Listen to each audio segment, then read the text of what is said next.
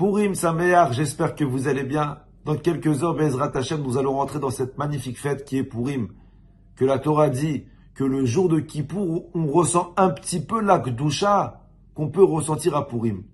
Imaginez-vous la sainteté qu'il y a ce jour-là. Alors pour pouvoir profiter pleinement de cette fête, je vais voir avec vous aujourd'hui quelques mitzvot qui sont liés à la fête, qui sont obligatoires, et quelques ségoulottes facultatifs, mais qui font en sorte que Akadosh Baruch Hu, il écoute nos prières. Le Rav Frida, il écrit dans son livre qu'il y a une très grande ségoula avant d'aller à la synagogue pour écouter la Megillat Esther, le soir de Purim, d'allumer 2 bougies à la maison, une bougie pour Mordechai, une bougie pour Esther, et de prier, de dire à Akadosh Baruch Hu que par le mérite de Mordechai et Esther, Akadosh Baruch Hu, il nous délivre de tous les Haman qui nous empêchent d'avancer dans notre vie. On a tous des Haman, on a tous des problèmes.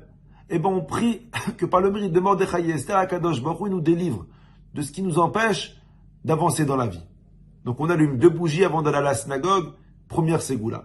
Deuxième ségoula que j'ai trouvé magnifique, j'ai fait tout le cours pour cette ségoula-là, c'est Rabbi Yosef Karo, l'auteur du Shulchan Aruch, qui dit que quand le Shaliach Tzibur à la synagogue, il va faire la bracha Asher Kideshanu bemitzvotav vetzivanu likro et Megillah, c'est un moment où l'abondance et la bracha descendent du ciel.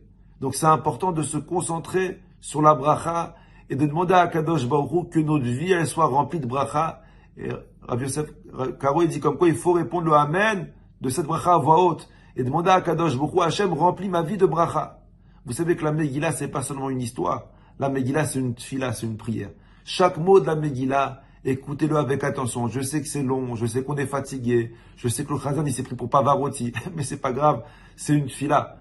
Profitez d'écouter la Megillah.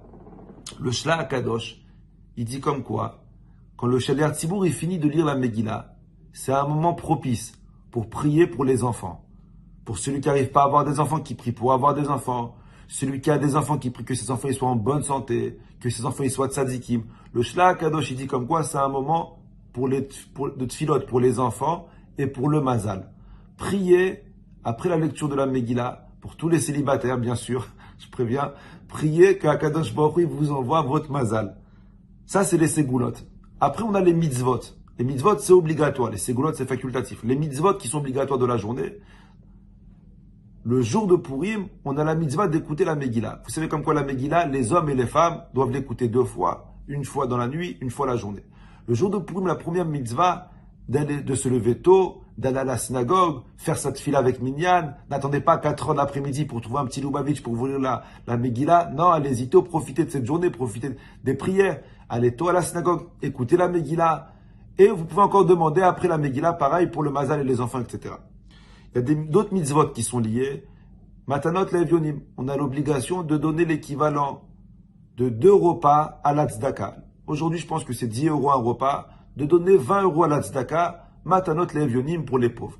Ensuite, on a la mitzvah de faire mishloach manot, d'envoyer de la nourriture à ses amis, minimum à une personne. Essayez d'envoyer de la mishloach manot avec des personnes avec qui vous êtes en embrouille, parce que d'envoyer des personnes avec qui vous n'êtes pas en embrouille, ça sert à rien. Tout le but, c'est de faire la paix. Donc envoyez des mishloach manot avec des personnes à qui il y a eu des petites complications dans la vie, afin que le shalom y revienne. Donc matanot le'evyonim, c'est 2 repas à 2 pauvres. Mishloach manot, c'est envoyer minimum une corbeille avec de la nourriture à une personne, et plus tu envoies, mieux c'est. Après que tu as fait tes mitzvot, Mikra Megillah, matanot le'evyonim, mishloach manot, vient le moment le plus kadosh de la journée, le mishté. Le mishté, c'est la Neila de Purim. De la même façon qu'à Kippour, le moment le plus kadosh, c'est la Neila, à Purim, le moment le plus kadosh, c'est le Mishté. Quand Achashverosh, il a vu Esther, il lui a dit, Maché la terre. C'est quoi ta demande, Esther? Ma bakashater. Quel est ton souhait? Atratia malchut, je suis prêt à te donner la moitié de ce que j'ai. Le Rav de Slonim, il dit que pendant le Mishté, Akadosh Baruch Hu, qui est le roi, il se retourne vers chaque juif et il lui demande, quel est ton souhait, quelle est ta demande? Je suis prêt à te donner tout ce que tu veux. Rabotai, pendant le Mishté, priez, priez et encore priez.